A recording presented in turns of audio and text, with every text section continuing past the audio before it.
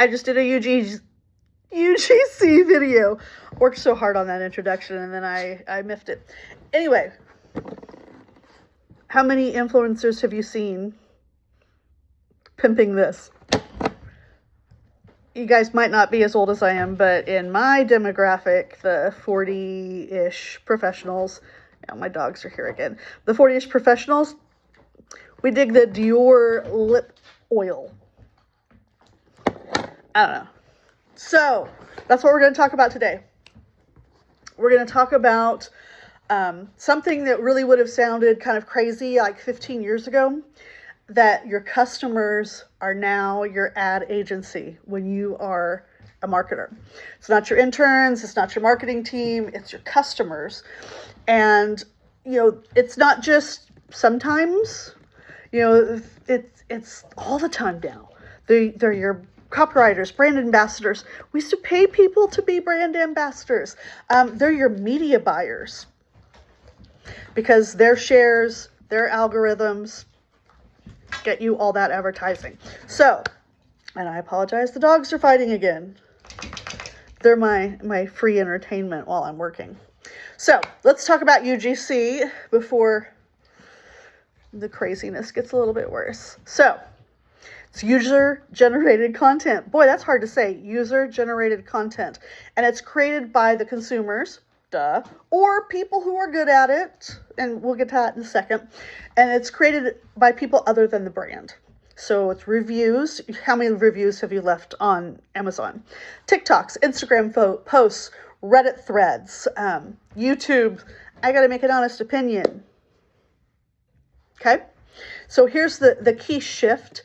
Traditional media, the stuff that I have done in the past for example, Cessna, very, very, very strictly controlled by the brand. And probably some governmental stuff too, because, you know, people get in a plane and it crashes and that's bad. So they had to control everything, and that includes their marketing. So you've got your traditional media, which is brand controlled. UGC, said it right this time, is consumer controlled. Now I'm going to approve any UGC advertising, social media post, anything that comes through my agency and my little boutique creative agency.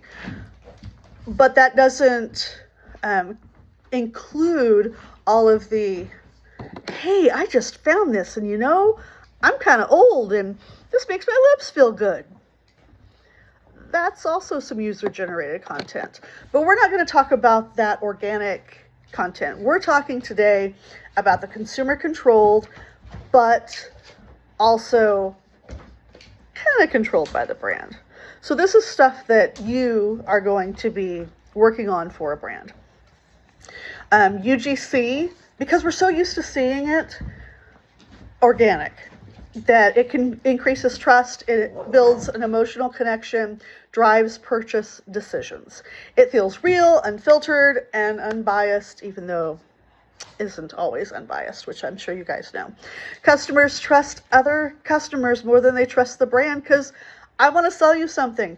I want to sell you this really cool pepperminty oil lipstick that costs way too much, but I had to have it. Then I want to sell it to you. Do you trust me? Or you trust that glossy, pretend you're 50 and gray-haired, and do you trust the other 50-year-old gray-haired lady? Or are you going to trust the glossy ad with, who's somebody that's young and beautiful? Oh, I'm old and I'm completely blanking on somebody who's young and beautiful. Some young, beautiful actress. Or, okay, I was just listening to Billie Eilish. Would you trust Billie Eilish if you're a 50-something-year-old lady that this works on old skin? Or are you going to trust me? Or Billie Eilish? Think about it. All right. So consumers exist and engage in three different ways. They consume, they watch, they read, they contribute, they comment and share, and they create, which is when they're posting content of their own. That last one, that creation, that's where the power has really shifted. You can leave a million bajillion reviews out on Google, but sometimes this is what will catch somebody's attention and stop the scroll and really get that information and that brand out into the ether. So let's talk also about influencers, because this is a little bit more about where things get interesting. You've got the UGC authentic, even though most of the time anymore it's coordinated by the brands. So I probably should hop in right here and make sure that I'm clear on that, because I'm not sure I was. UGC has kind of two parts, where I just found this lovely lip oil that you're getting tired of seeing. I just found this beautiful, lovely powder mist hand sanitizer that I wanted to put in my car, and it smells so good and it doesn't make my hands all dry, and I just want to share it. That's UGC. But there's also the UGC where somebody sent me this and they said, hey, I like your brand, I like the way you make videos, I like the fact that you're a 50-something-year-old lady that doesn't mind getting out there and being silly and putting lipstick on and putting on some sanitizer. So we want to pay you. So that's still user-generated content. We're just looking at it as paid advertising. But because it has that organic feel, it engenders all the trust and everything else that the organic stuff does. So just remember that kind of can go both ways. When you're looking at somebody who does a UGC living ads, I don't know if you can hear the growling. Anyway, they wait until I'm talking to start growling. Anyway, if you have somebody that does this, ladies, you probably have run across Michaela, I'm not sure I'm going to pronounce it right, Noriega. She is a makeup influencer, really, really well known on TikTok. She's controversial. She's controversial on purpose sometimes because that gets her views up. But she constantly does reviews and try-ons of different makeup and lipstick and skincare and what have you. She's a professional consumer. That's what her career is. She's a professional consumer. So I want you to think about being a professional consumer and what that means. You're operating on something called calibrated authority. I want you to remember that. It's one of those fancy marketing words. Calibrated, I said authority, and then I told you not to. Hold on. Calibrated authenticity. Calibrated authenticity. Remember that? Calibrated authenticity. Because it looks real, it feels personal, it's at the same time very strategic, very structured and constructed. So it mimics that peer recommendation and it scales like advertising. Mimics the peer, but does the work and the heavy lifting of advertising. But influencers are powerful, but they can be fragile. What is the saying that everybody talks about? Your favorite is problematic. Some of my favorites are probably problematic. You're starting to see people with growing distrust, oversaturation.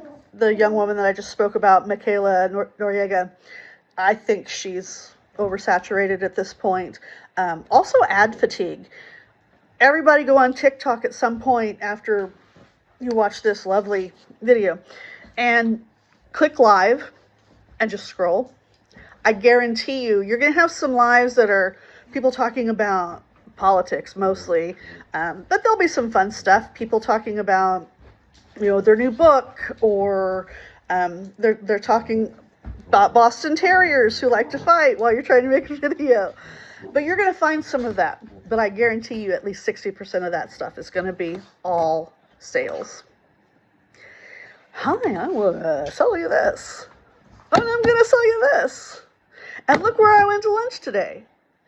And a lot of that is just 100% marketing it's not organic at all, if you really think about it. So I want you to think about that ad fatigue as you are moving forward and becoming marketers, because I don't know about you guys, I am getting tired of scrolling through lives and not being able to find, fellow writers or fellow marketers who are talking about the industry, or a mom talking about their baby, or somebody talking about their chickens. I just want to hear about chickens. I don't want to see another Korean skincare ad or live. So ad fatigue. So just remember that we are still kind of in the beginning ages of this UGC and influencer marketing explosion. But at the same time, some of the things that we are doing as marketers are already starting to wear on everybody's nerves. On mine just a little bit. So only about 10% of influencer and UGC content properly discloses ads. There's a couple of studies that have shown it's right around 10%. I must have decided that I needed to go after watching the professionals or the people that really know what they're doing, because they always have that ad right there, or partnership with. I think that's important. Do that for your assignment that's listed as well. But what you're seeing is that customers are just making that huge shift to UGC and to that peer content. Now, in the future, we kind of talked about how we're already just a little bit, people are already just a little bit getting sick of it. So where this is going, the consumers are the co-creators. The brands aren't just marketing to the consumers anymore, they're building with them. Sorry for the growling. So we're building with them. I partnered with someone for one of my clients for Easter. It's a barbecue joint. They do a lot of smoked turkeys and hams for all the holidays. And I partnered with her. It cost us $50 for a ham. She got it the week before Easter. And we got a lot of traction and a lot of views. And hopefully I'll be able to go back and do a really good analysis at the end of the month and discover that did boost our sales. And we had quite a few sales. So I'm hoping that I will have a nice case study for my students coming up soon. But we didn't put any restrictions on her. We just said, you got to tag us. And here you go. Here's a smoked ham. And that allowed us to build with her. So influencers, I think, are less than in the 6-7 there of authenticity and polish and being less salesy. UGC has it beat for the most part over influencers in those. It just feels more authentic. It's less polished. It's less salesy. You kind of feel like your buddy is just sitting there telling you about the cool new lip oil she found. All right, so brands are already hiring those UGC creators. There are whole agencies that's all they do, is they work with influencers. They work with even people as small as me. I think I've got 2,000 people on Instagram. And they're friends, mostly, not business stuff. But someone as small as me with that small of a circle, I could be targeted or sign up to become a UGC creator. And they love using customer content and ads. I've more than one food service client on my roster.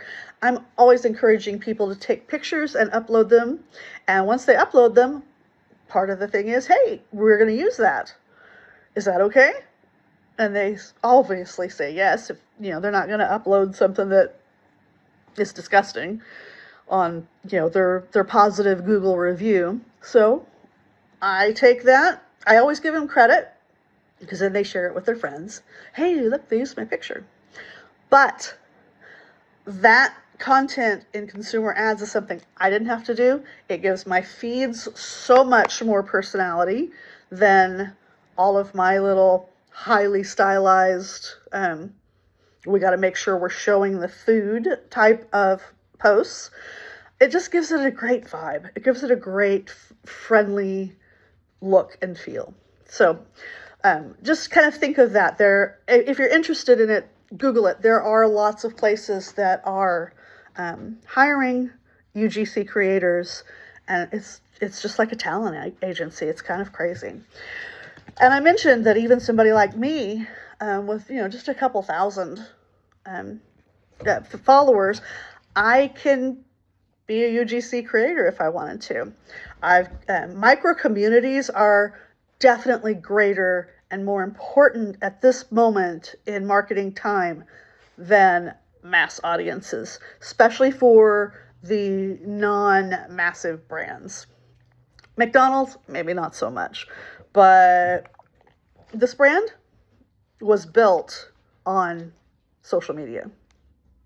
So now instead of having one great big campaign, maybe even some of these in between, maybe not McDonald's, but somebody in between, they're going to have thousands of small conversations built because maybe they got in there and they found 10 really fun, creative UGC creators or 10 really, really outstanding influencers. And they don't even have to be big ones. They just have to have the vibe that they're looking for and an active community.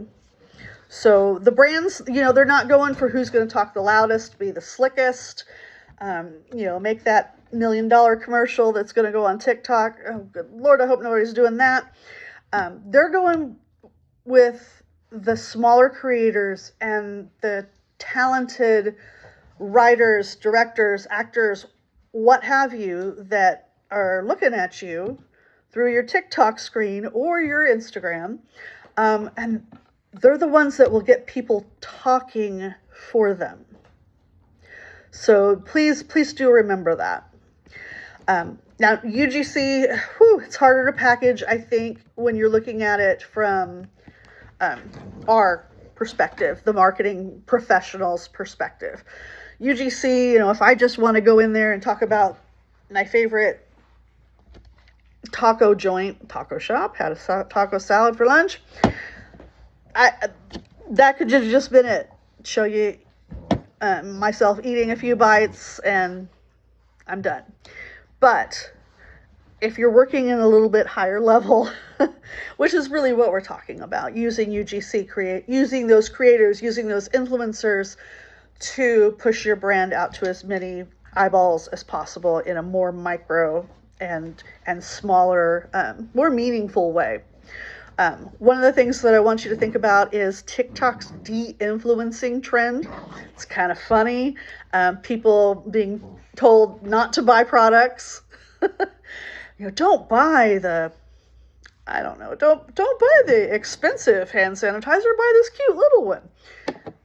That type of de-influencing, I used to buy the really expensive makeup and now I wear whatever I get at Dollar Tree. That type of de-influencing. It's very popular.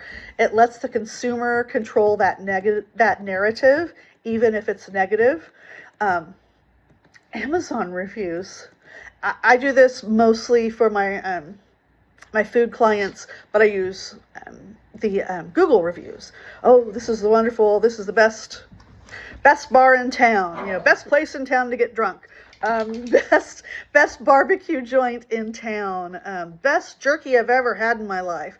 And people say funny things like, "Holy crap, that jerky was great," and they mean it. And then I screenshot and I put it on our social media. I put it on our websites. So those type of 5-star reviews, invaluable. I mean, you can't put a price on those, but you could also use the 1-star reviews.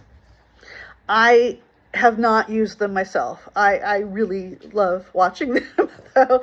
It's kind of popular over in the UK. I have a lot of I have one client in London, and a theater that I work with. And so I kind of follow all the little restaurants and pubs that surround them, just so I know what's going on. And, food specials, try and do, collaborations and such. Sorry. But a 1-star review, you can have so much fun with that. This was the worst food I've ever had. I've never seen, I will tell you, we did get one review at the restaurant, and I wanted so hard to do this for my barbecue joint. We got a 1-star review that said there was too much cheese on the mac and cheese. Not sure that's ever been put on paper or electrons. That's never been said, ever, in the entire history of the universe. There's too much cheese on this mac and cheese, especially at a barbecue joint, because that's down home. That's grandma cooking. And I wanted so very badly to do a video similar to, those toilet videos. That was a jump, sorry. Those toilet videos where they just keep layering product and product and product, and they just waste so much crap. And then they flush it, and it doesn't look any cleaner than it did before they put $50 worth of product in it.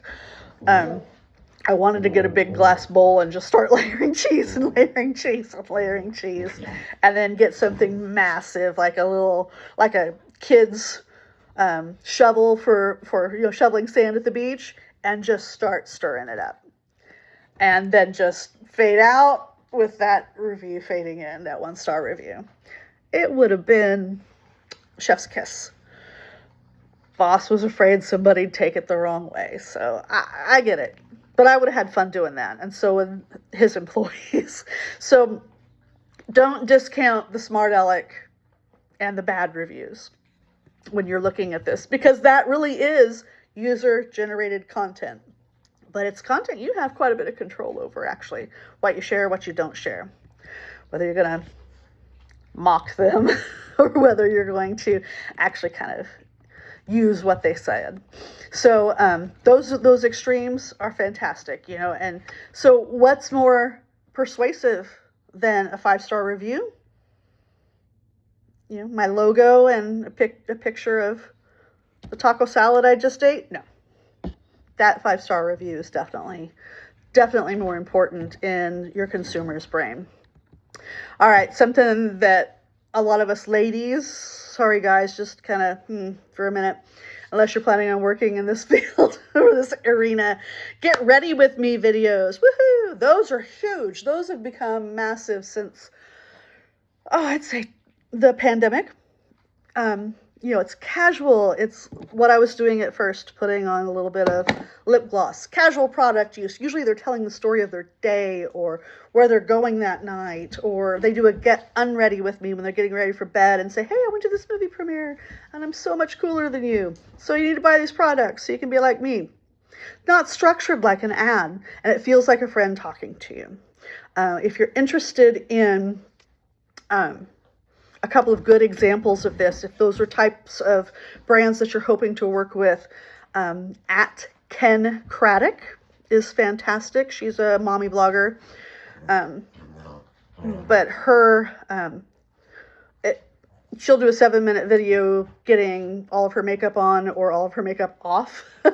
And in that, she will highlight all the makeup, all her skin products. She will maybe talk about the brand of her car. She'll talk about things that her children own and play with, or where they're going. Oh, I'm going here. I got to go to Starbucks and get this coffee before I set off for the rest of my day. And we got to go to Costco. And she will pack in 15 or 20 mentions, and I guarantee you a lot of those she's getting paid for. So at Ken Craddock, I believe she is on both Instagram and TikTok under that. And she is worth looking at because she doesn't always tag them and she doesn't always admit it, but it definitely feels like you're just talking to your friend or listening to your friend talk. And that girl's good at sneaking in all the ads. Reddit threads. I've recently just now started advertising on Reddit for some of my customers. Reddit is a little bit more of an in-depth product review when you're starting to do things like that. Folks love to say or love to trust people on Reddit. They'll trust Reddit and 4 or 5 people that gave a good review. Then they might trust your company's site. So kind of keep that in mind. Influencer examples, I mentioned Ken Craddock. She's fantastic. I mentioned Michaela Noriega. She's an acquired taste. She's very loud and brash, and I think her favorite word's the F word. But you know, she's a multimillionaire after 5 years of influencing and UGC. So she's obnoxious, but don't discredit her. So Ken Craddock, Michaela Noriega, Alex Earl. She's good. I actually found her before she became famous because, as you can see, I'm 54 and I'm still battling adult acne. And I ran across her when she was, I think, a freshman or sophomore at University of Miami, and was trying everything so she didn't have to have a pizza on her face, is I believe how she described it.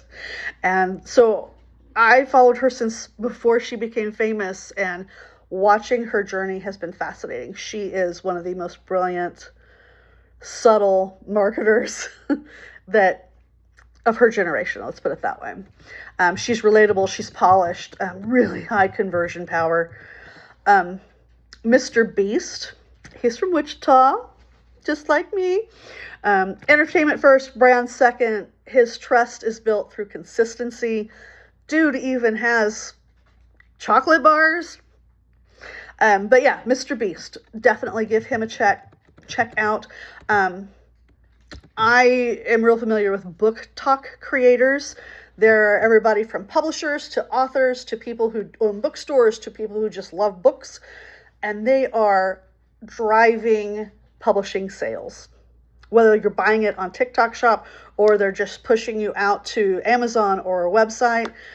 Book talk creators are really, really excelling as cultural gatekeepers. So I want you to think about that. As we wrap this up, and I meant to talk for 15 minutes, it's been 30, I apologize. I hope it was worth your while. I want you to think about something. I want you to think about who convinced you to buy something last. And it not, your teacher, because I made you go buy a book. Not your mom, because mom said, oh, this is the best cereal I've ever had. Somebody online, a brand, an influencer, a random person online. I found out about a specific type of food for senior cats on a reply to a video from another senior cat. And I'm looking at my 19-year-old cat who's asleep and hopefully not dead. But I literally, one line, hey, gosh, try this. She was replying to the original poster. And I went out and I researched it. I called my vet. I got all the information. And now I spend way too much money on cat food for this old cat that I got for free 19 years ago. But it doesn't have to be anything fancy. I would guess that I'm not the only person that probably found that brand of very specific senior cat food from a small family brand. I'm sure I'm not the only one that found that. So I want you to think about it. Who convinced you to buy something last? Was it a brand, an influencer? Was it just that random person online? And I guarantee you almost all of them, just like I just told you, it's going to be, some random dude online was talking about his 21-year-old cat with dementia, and this has helped. So, yeah, I spend $50 a month on cat food. I'm a marketer, but I'm also a consumer, and boy, am I easily led. So, click on down in the module. I think we've got a fun assignment. I just want you to create a UGC video. Have fun with it. Do some cuts. Do some fancy stuff. Highlight your brand. Do anything, whatever is your talent, do it. My talent's writing. I struggle a little bit when I do some UGC stuff. But, you know, if you've got a favorite brand of anything, try it. If you want to just do a little promo for Lindenwood, do that. Video yourself on campus, doing homework, watching your professor, drinking coffee and reading. All kinds of stuff you can do. So it's down there. The rubric and the assignment are all together. I've got 3 readings for you. One of them's kind of long. Just skim it. Just kind of get the gist of it. The other 2 are pretty darn good. And that's it for today. So I hope you guys have a happy Monday. Remember, if you're a little bit behind, don't panic. I don't put cutoffs on any of the assignments because we're all adults here and life happens. So if you are a little bit behind, if you need any help, please go ahead and text me. It's just easier sometimes for me to catch you or you to catch me while I'm working or doing what have you. So yes, text me. All that's on the homepage of the class, and I am so excited to see your UGC creations. So you guys have a great Monday.